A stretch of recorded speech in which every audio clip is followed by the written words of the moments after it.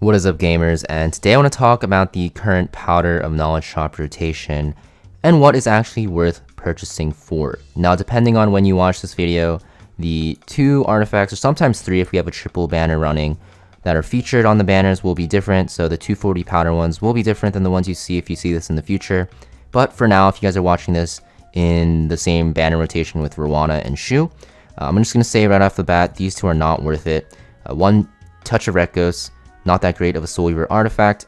It's okay, but there's so many better options. And Holy Sacrifice, it's not worth it until it drops into the rotation, which we're going to talk about primarily at the 180 price mark, because you want to get 6 copies of this, because you don't want that RNG where you don't actually revive.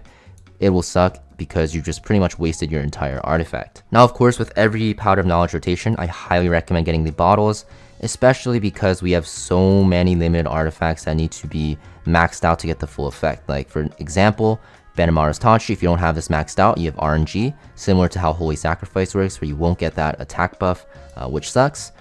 Another example would be like Guiding Light here. You need a ton of these. This is the best ranger artifact in the game. If you don't have this maxed out, you have RNG to not get stealth. Now, obviously, it doesn't cap at 100, but you want higher RNG. Reingar's Special Drink for SSB, if it's not maxed out, you don't have a 100% chance.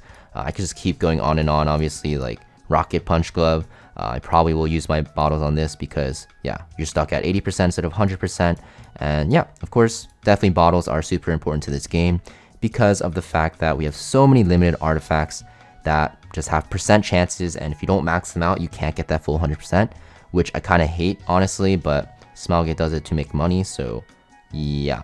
Anyways, yeah, for greater artifact charms, lesser artifact charms, I never really buy these because not really worth your powder. Powder is very hard to come by until we have like Ancient Inheritance run. Ancient Inheritance is like the best area content to get it from.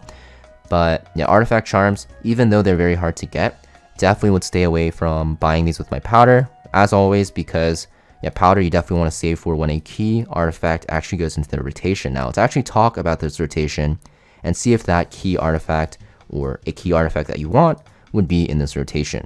So looking first, we have Rod of Amaryllis. So this artifact, I'm just going to say this outright, this is going to be the best artifact of the bunch by far, just because this artifact has so much usage on so many Soul Weavers. So if you actually look at Rod, look at the usage statistics, you'll see it's used on a lot of units. Like Diane can use it, Angelic Montmorency can use it, Angelica can use it, and Tamarin can use it. So these are the 4 best Soul Weavers for PvE, excluding Rowana. Rowana doesn't want to use this because she doesn't have a short cooldown on her non-attack skill. Because the way Rod works is you need to actually use a non-attack skill, and it will heal an ally with the lowest health by a ton. But this artifact is so good. You can even use this on Acades, Destina, Emilia, so a lot of meta Soul Weavers can use this. Some people use it on Rowana, which I highly don't recommend.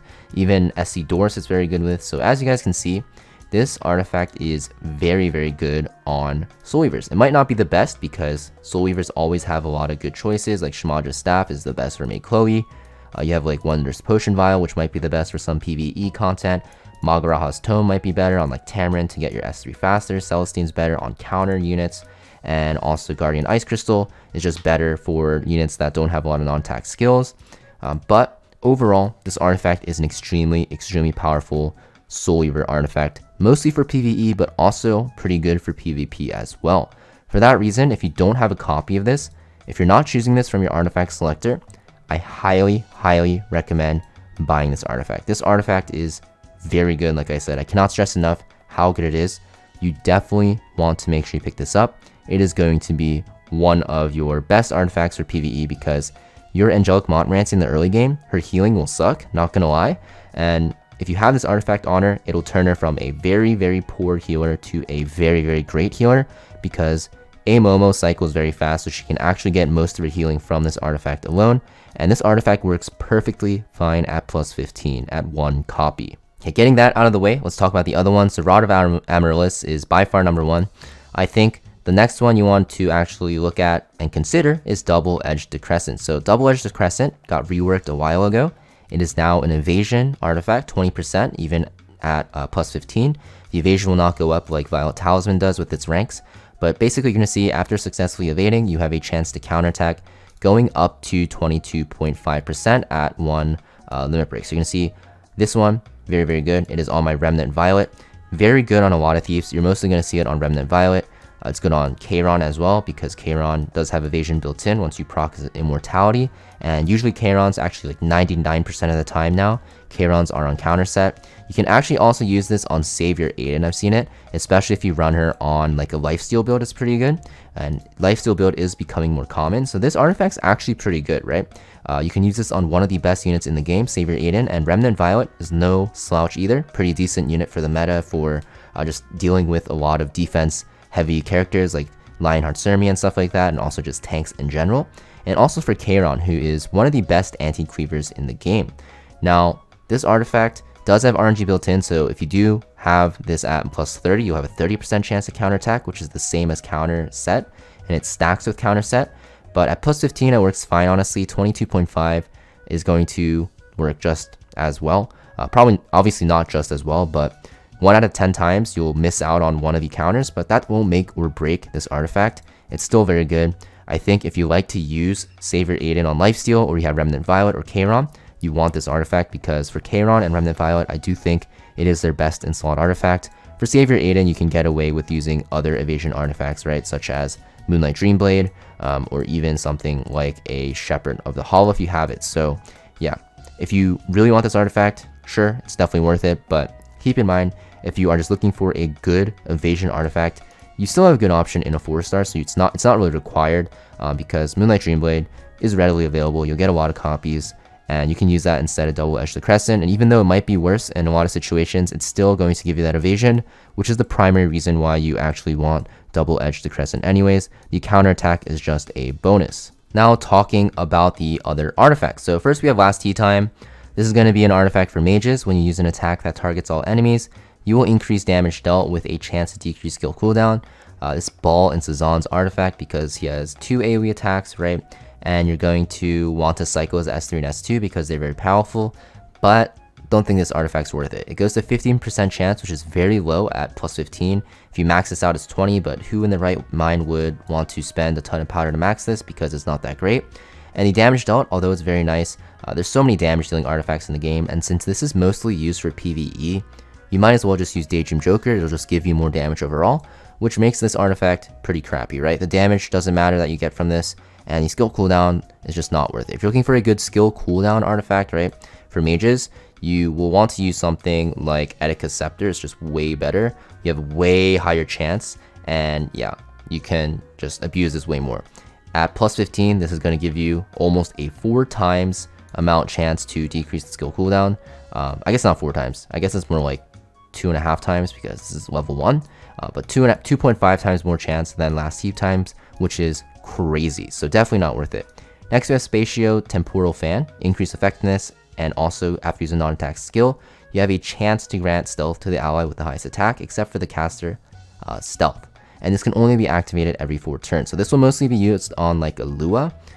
But yeah, this artifact you don't really want to use this on Lua, because Lua is such a powerful artifact, and like I just mentioned, Guiding Light, best ranger artifact. You're definitely going to want to use this on Lua, because yeah, it just makes her so much stronger. And instead of Lua wanting to protect other units, you kind of want to protect your Lua, because if you get 2 S2, S3 combos off, you pretty much just win the battle. And yeah, not a lot of rangers that have too many non-attack skills. And yeah, I don't think it's worth it, because there's RNG until you get this to plus 30 as well. If you get unlucky and you don't proc the stealth, then you basically have no artifacts. So I think this one's not worth it as well. If you're like a whale and you want to use this on a specific build and you have a ton of powder, sure, I guess you can buy this and make a build, but I would not spend my powder on this until it gets buffed, because it just doesn't seem like a great artifact in my opinion.